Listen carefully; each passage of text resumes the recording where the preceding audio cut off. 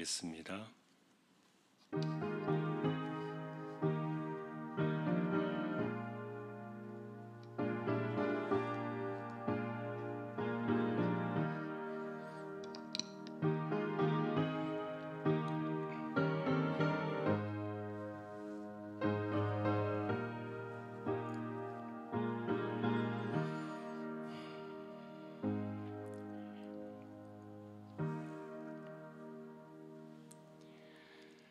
너희는 믿음 안에 있는가? 너희 자신을 시험하고 너희 자신을 확증하라. 예수 그리스도께서 너희 안에 계신 줄을 너희가 스스로 알지 못하느냐? 그렇지 않으면 너희는 버림받은 자니라. 아멘. 하나님을 예배합니다. 이 시간도 저희들을 불러주심에 감사합니다. 하나님께서 임재하셔서 영광을 받으시옵소서. 성령께서 예배의 시종을 주장해 주시기를 소망하오며 존귀하신 예수 그리스도의 이름으로 기도하옵나이다. 아멘. 292장입니다.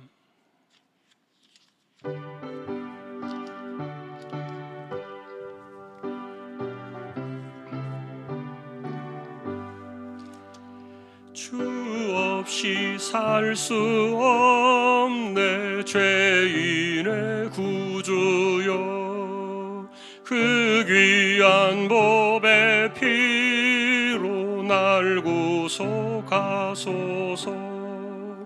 구주의 사랑으로 흘리신 보혈이 내 소망 나의 위로 내 영광 됩니다. 주 없이 살 수 없네 나 혼자 못서리. 힘없고 부족하며 지혜도 없도다. 내 주는 나의 생명 또 나의 힘이라. 주님을 의지하여 지혜를 얻으리. 주 없이 살 수 없네 내 주는 아신다. 내 영의 깊은 간구 마음의 소원, 주밖에 나의 마음 네 알아주리요. 내 마음 위로하사 평온케 하시네. 주 없이 살 수 없네 세월이 흐르고 이 깊은 고독 속에 내 생명 끝나도 사나운 풍랑일 때 날 지켜주시니 내 곁에 계신 주님 늘 힘이 됩니다.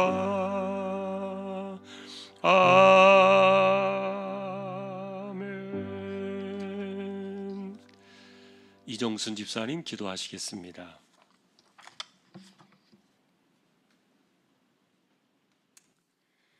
사랑이 많으신 하나님 아버지, 오늘도 예배의 자리로 저희들을 인도하심을 감사합니다. 하나님의 자녀임에도 아버지의 뜻과 길에 맡기지 못하고 나의 생각과 세상의 입김대로 살았음을 고백하오니 용서하여 주시옵소서. 긴 시간 코로나의 어려움 속에서도 무탈하게 지내올 수 있음은 하나님의 은혜입니다. 아직 온전하지는 않지만 자유롭지 못했던 예배와 일상이 회복되고 있습니다. 우리의 신앙의 예배도 온전히 회복될 수 있도록 우리의 마음을 위로하시고 성령님께서 힘을 더하여 주시옵소서. 무더위 가운데 여름 성경학교도 준비되고 있습니다. 교역자분들과 교사들을 강건하게 하시고 하나님이 주시는 은혜를 지혜롭게 잘 준비되어서 성경학교와 주일학교를 통해 저희 자녀들 주님을 깊이 만나는 은혜를 주시옵소서. 질병 중에 고통받는 분들, 그들의 아픔을 함께 아파하시는 아버지, 주님께서 치료의 은혜도 내려주셔서 회복할 수 있는 힘도 주시옵소서. 이 시간 말씀을 전하시는 목사님 영육이 강건하시도록 도와주시고 주시는 말씀에 우리를 향한 하나님의 선하신 뜻을 알게 하시고 우리를 회복시키시며 세상에서 하나님의 자녀로 선한 영향력을 끼칠 수 있는 자녀 되게 하옵소서.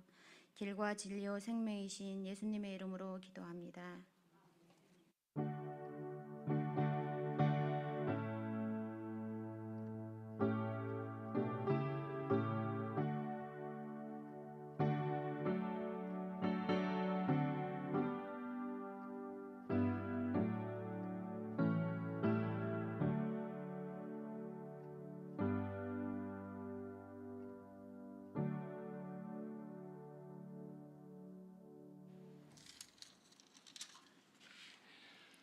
사무엘상 31장입니다.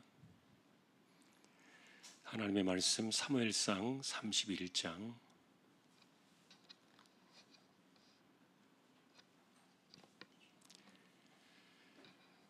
교독하겠습니다. 블레셋 사람들이 이스라엘을 침해 이스라엘 사람들이 블레셋 사람들 앞에서 도망하여 길보아 산에서 엎드러져 죽으니라.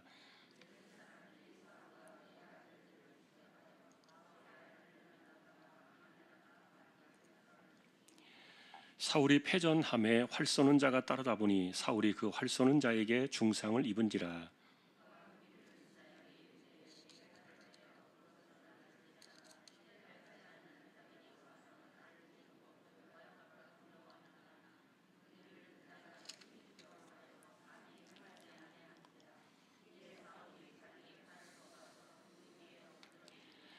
무기를 든 자가 사울이 죽음을 보고 자기도 자기 칼 위에 엎드러져 그와 함께 죽으니라.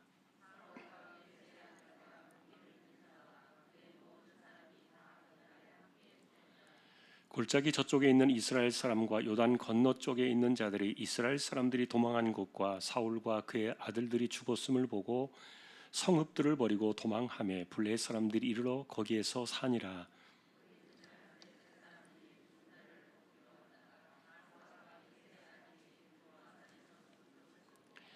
사울의 머리를 베고 그의 갑옷을 벗기고 자기들의 신당과 백성에게 알리기 위하여 그것을 블레셋 사람들의 땅 사방에 보내고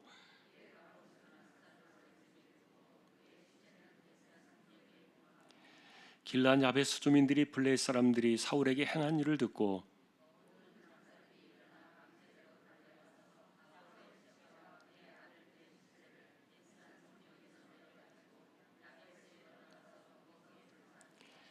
함께 하겠습니다. 그의 뼈를 가져다가 야베스 에셀 나무 아래에 장사하고 7일 동안 금식하였더라. 아멘. 교회 소식 말씀을 드립니다. 돌아오는 주일은 맥주감사 주일로 지킵니다. 하나님께 또 감사로 나아갔으면 좋겠습니다. 그리고 토요일날 결혼식 이승미 사님 가정의 결혼식은 또 주보 참조하셔서 함께 또 축하해 주실 분들 함께 해주시면 좋겠습니다. 대략 2시간 전에 교회에서 출발을 예정하고 있습니다. 참조해 주시기 바랍니다. 다른 소식들은 주보를 보아주시면 되겠습니다. 이제 4구역 찬양으로 영광을 돌리겠습니다.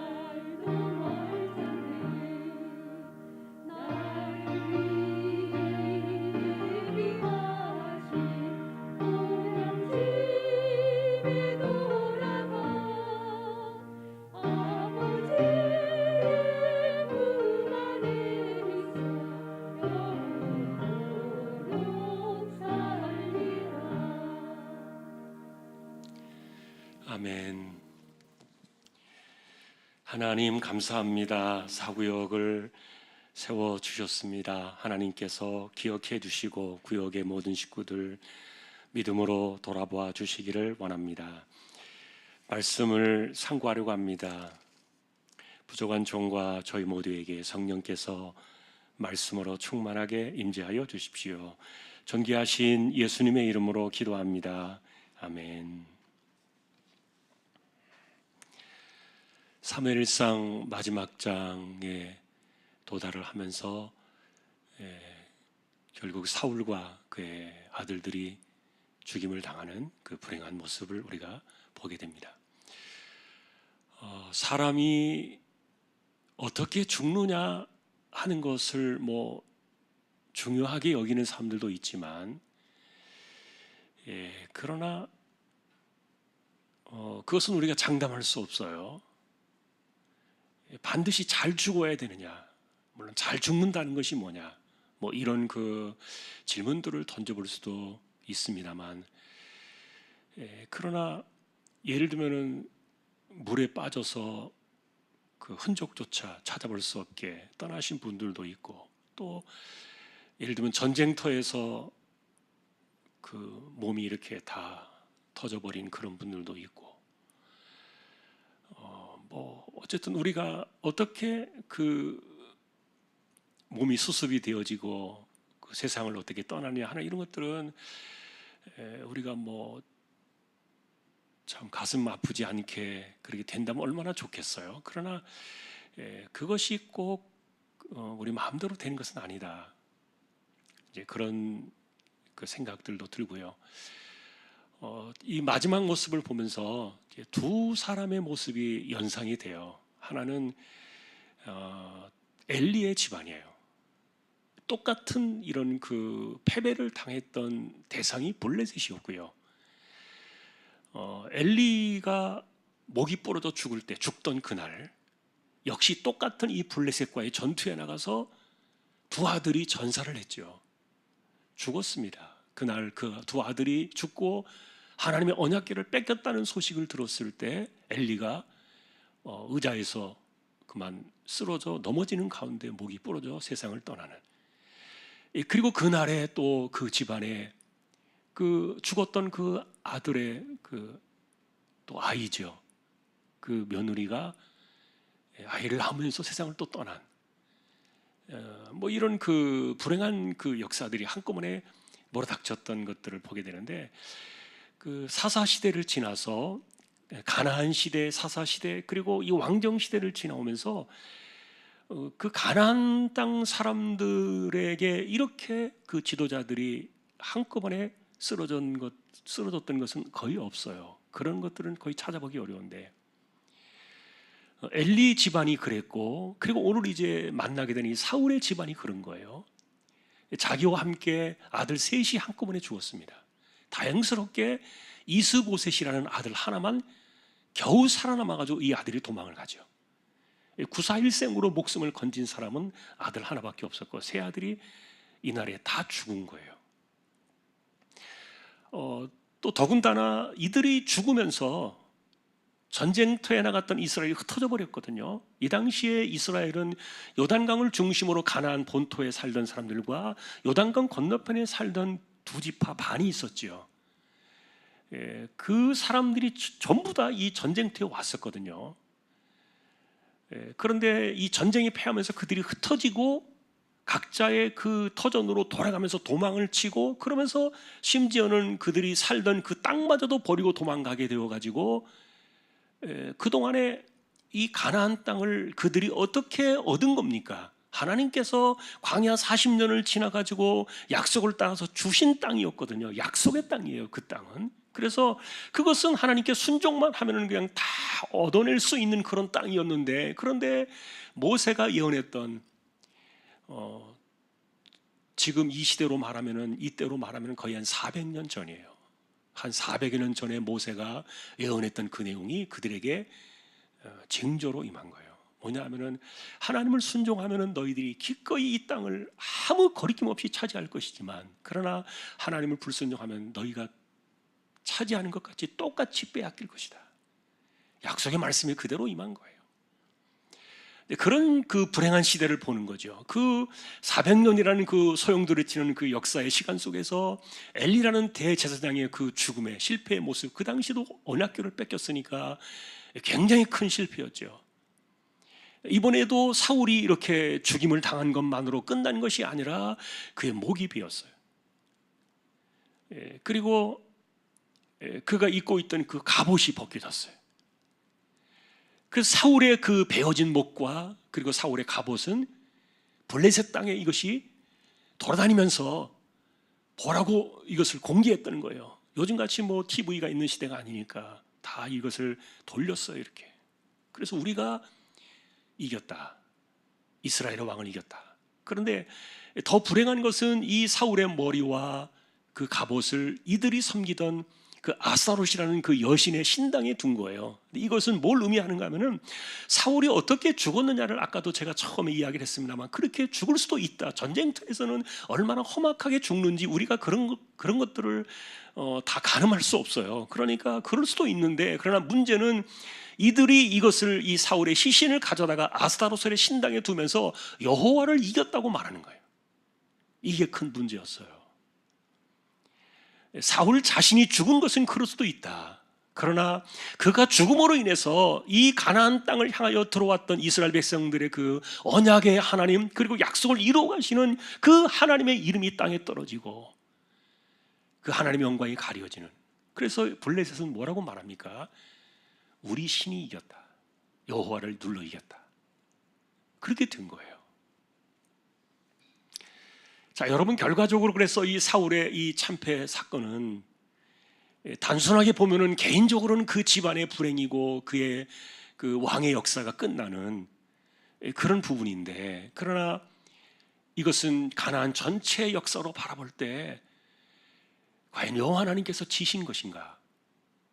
이런 그 의문을 딱 던져놓고 사무엘상은 끝나는 거예요.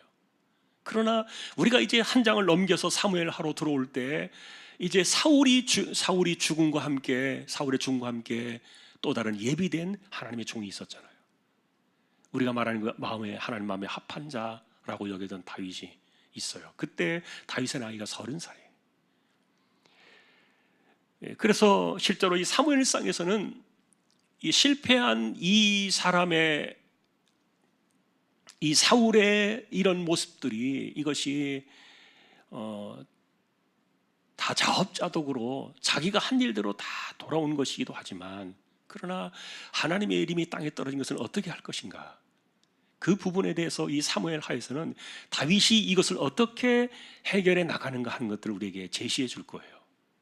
그래서 이제 이 다윗을 통해서 완전하게 이 블레셋이 그 땅에서 제거를 당합니다. 완전히 떠나가게 되고 그리고 여호와의 이름의 왕권이 그 분명하게 세워지는 그런 역사들을 이제 보게 되는데 결과적으로 하나님이 지신 것은 아니죠. 하나님의 실패는 아니다. 그래서 우리가 사무엘상에서 계속 우리가 비교하면서 왔잖아요. 중요한 것은 하나님의 실패가 아니라 사울의 실패였다. 그래서 아까 제가 처음에 또 한 사람이 생각이 난다 그랬는데 삼손이 생각이 나는 거예요.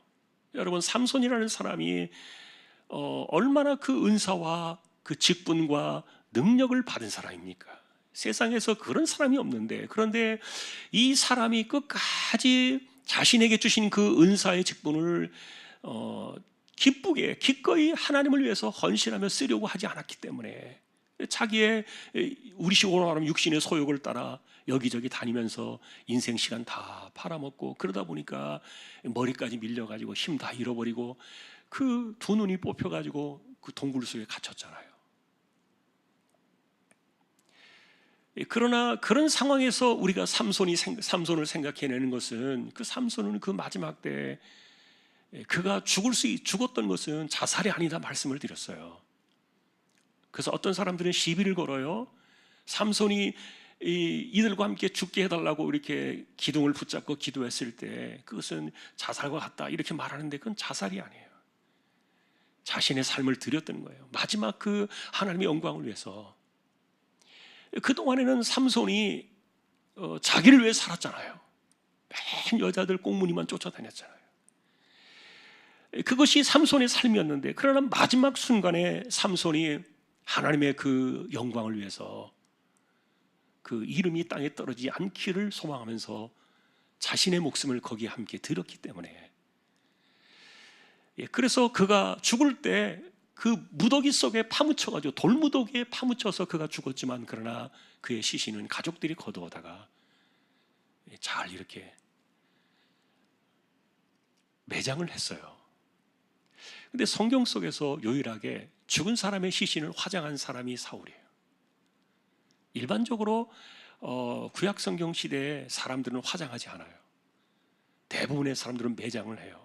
그런데 왜 이 사울이 화장을 당했을까? 그것은 여러분 우리가 알고 있는 것처럼 이 블레셋이 사울의 목만 벤 것이 아니었죠. 목만 벤 것이 아니라 이 목 잘린 사울의 시신을 벳산이라는 성벽에다가 못 박아 매달아 놨던 거예요.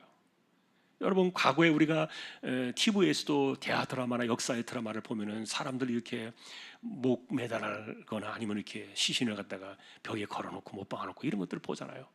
이런 것들이 상대방에 대한 어떤 그 공포심을 주고 자기네들 사기를 진작시키고 이런 것도 다 전쟁의 수법 중에 하나인데, 사울이 어쨌든 그 목이 잘려진 그 목이 벳산 성벽에 박힌 거예요. 그리고 세 아들들은 다행히 목이 베어지지는 않은 것 같은데, 세 아들들의 시신도 역시 사울과 함께 거기에 동시에 이 네 부자가 벳산 성벽에 처참하게 박혔던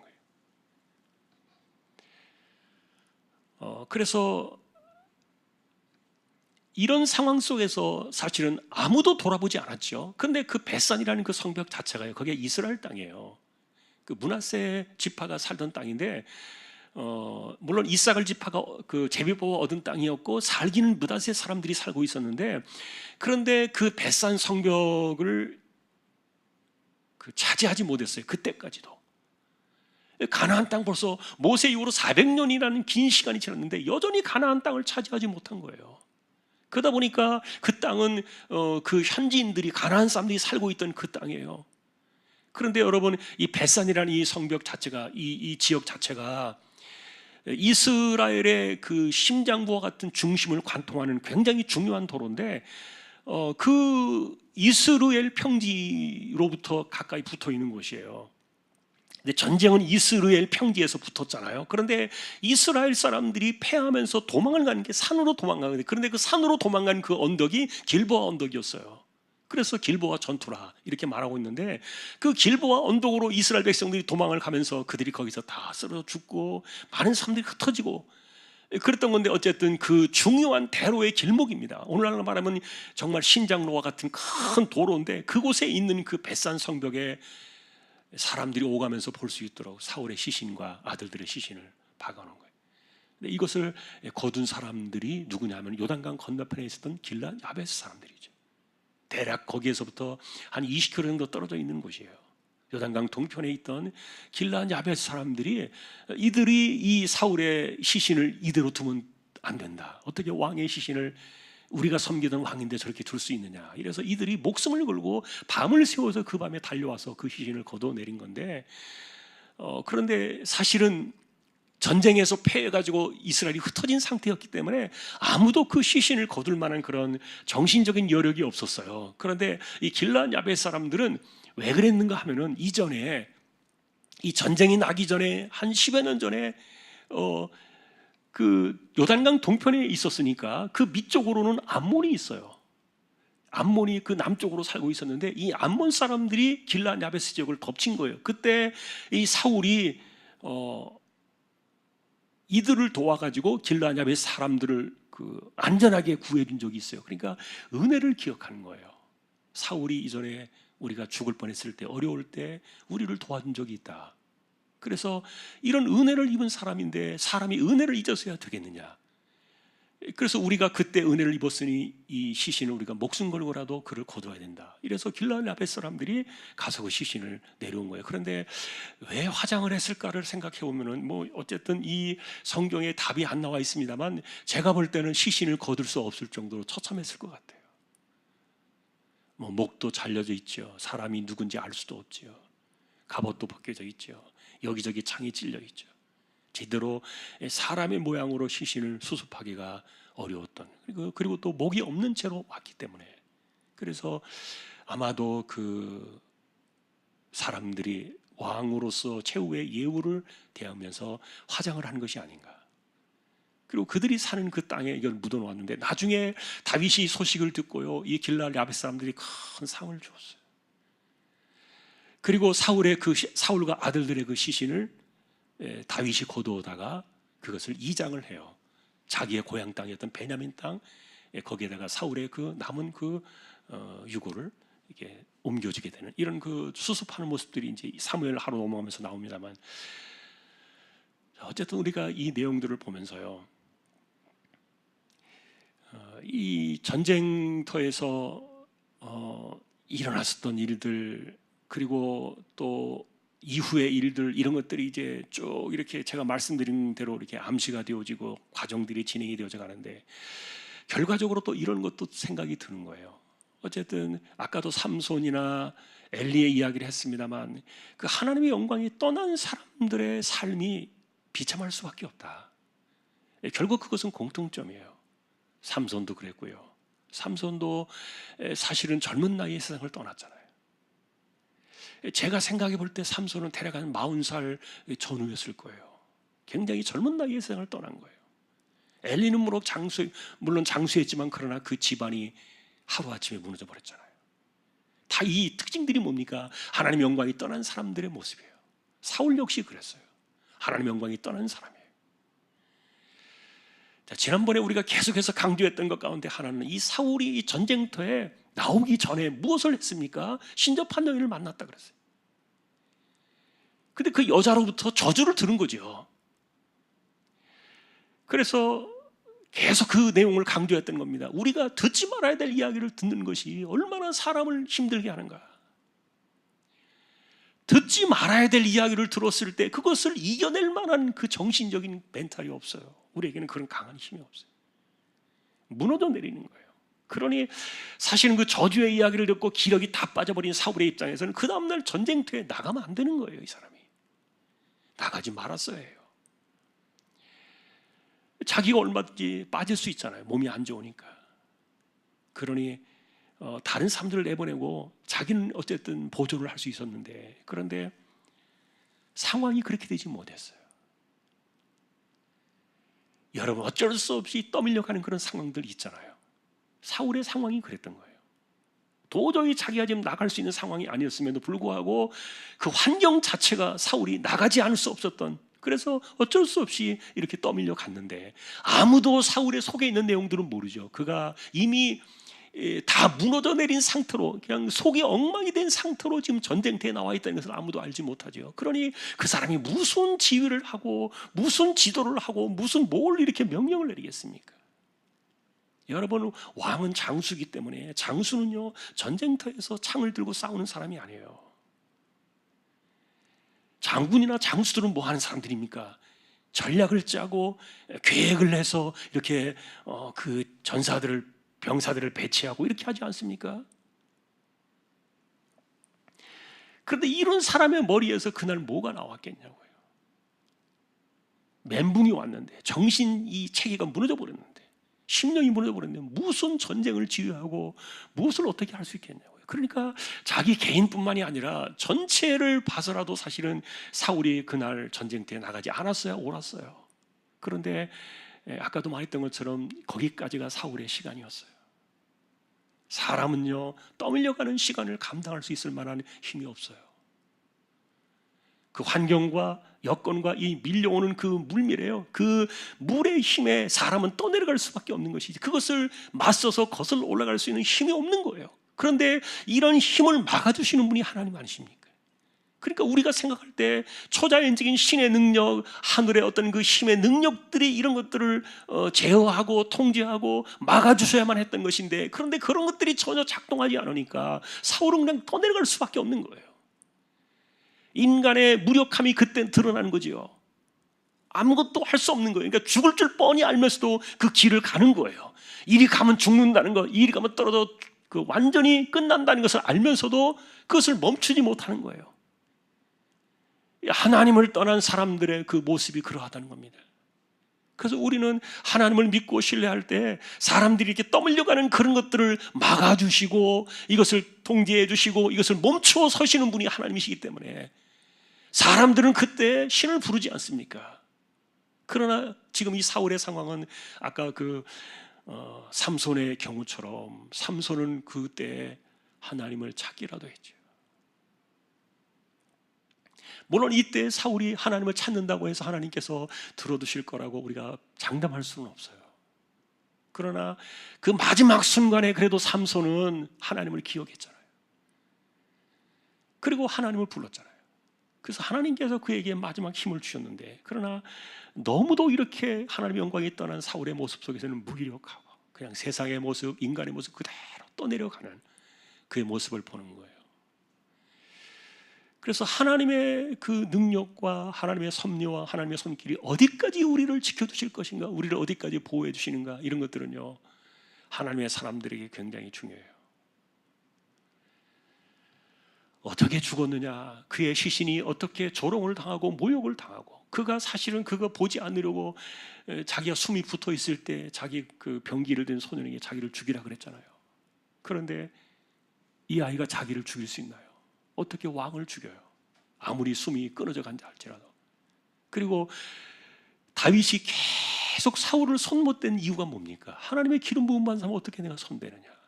이거를 이스라엘 백성들이 다 아는 이야기예요. 다 알려진 비밀이에요.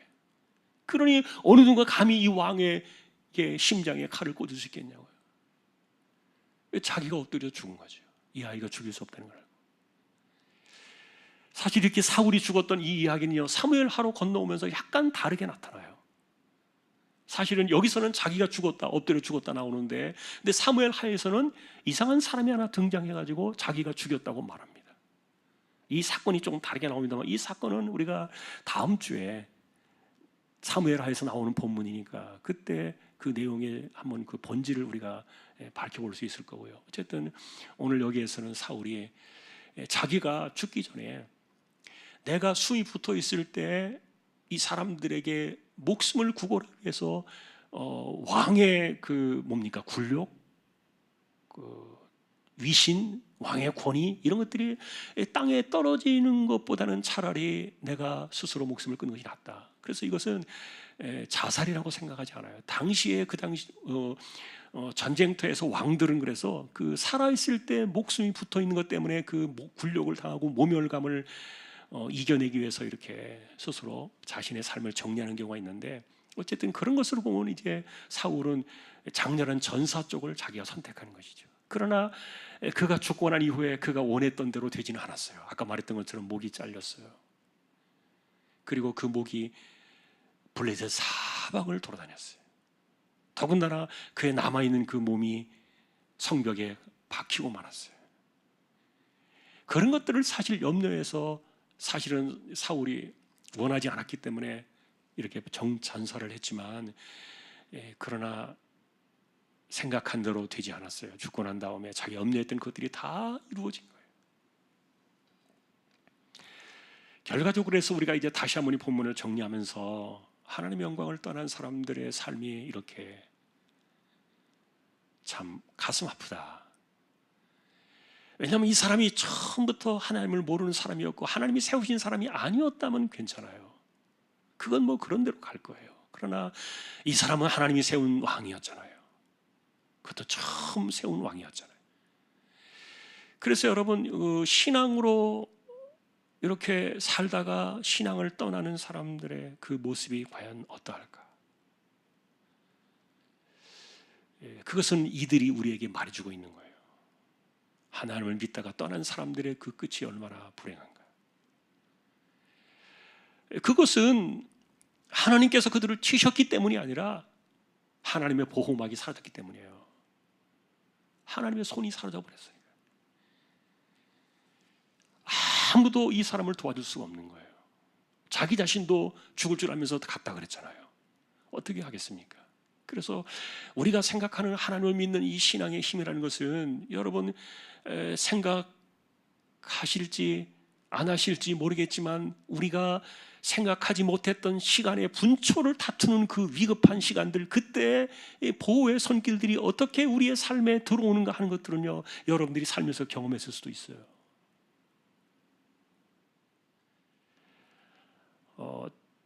저도 이제 운전을 하면서 제가 사고 낸 적은 한 번도 없습니다만, 제가 벌써 운전한 지 한 40년 가까이 된 것 같아요. 40년 가까이 됐는데 한 번도 제가 사고 낸 적은 없고, 제가 사고를 받쳐본 적은 있는데, 얼마 전에 한번 제가 앞에 차 들이받은 적이 있네요. 몇 해 전에 여기서 터널에서 한번 제가, 그때는 브레이크가 이게 말을 안 들어가지고 밟았는데 차가 밀려가지고 쭉 밀려가지고 부딪혔어요. 처음이었어요, 40년 만에. 그런데 한 번도 그렇게 한 적은 없습니다만, 운전을 하면서 정말 하찮은 그 위험한 순간들은 여러 번 있었어요. 제 기억 속에 가장 그 위험하게 남는 것은 고속도로를 100km 이상으로 달리고 있는데 1차선에 달려가고 있고 2차선에는 버스가 가고 있는데, 저하고 1차선, 2차선 같이 가고 있는데요, 앞에 그 2차선에서 가고 있던 트럭 하나가 드럼통을 싣고 가고 있었는데 이게 하나 떨어져 나온 거예요. 드럼통이 하나 툭 떨어져 나와서 고속도로를 막 튀기면서 굴러오는데, 저 있는 쪽으로 1차선 쪽으로 이렇게 그 드럼통이 굴러온 거예요. 그때 맞부딪혔으면은 큰 사고를 날 뻔했던 순간인데, 아차는 그 정말 한 2, 3초 사이에 순간적으로 여러분 그 기도가 나오잖아요. 순간적으로 딱 눈에 보면서도 어떻게 할 수 없어요. 어떻게 막겠어요? 뭐 초능력이 있어서 막아서는 것들. 그런데 그 오는 순간에 고민을 했죠. 버스 쪽으로 붙을 것인가, 담벼락 쪽으로 붙을 것인가, 중앙선으로. 짧은 순간에 딱 생각하고서 그걸 딱 보고 있는데, 얘가 이렇게 굴러오다가 갑자기 딱 틀더니 벽 쪽으로 얘가 딱 붙어버리는 거예요.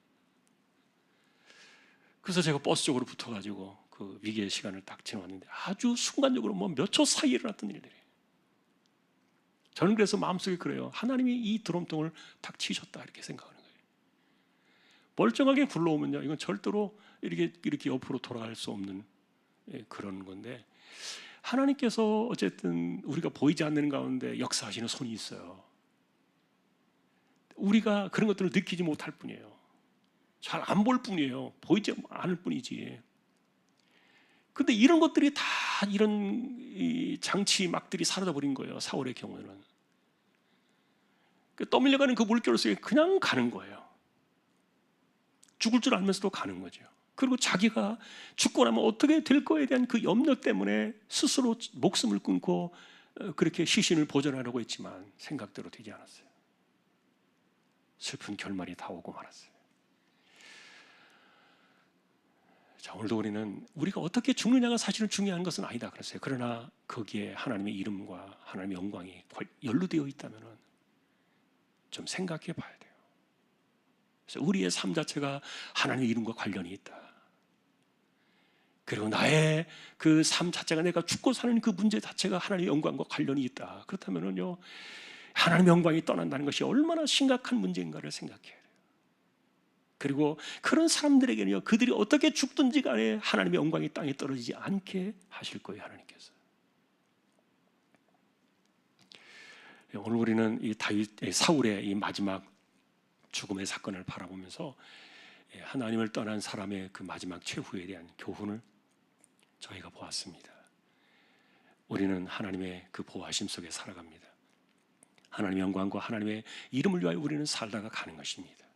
하나님의 주권 속에서 시간의 때도 하나님이 다 계산하시고 하나님의 때에 있지만, 어쨌든 우리가 끝까지 이렇게 하나님의 보호 아래 우리의 삶을 살다 가는 것, 그것이 복인 줄로 믿습니다. 하나님의 은혜가 저와 여러분들에게 함께 할 수 있기를 주님의 이름으로 축복합니다. 찬송가 361장입니다.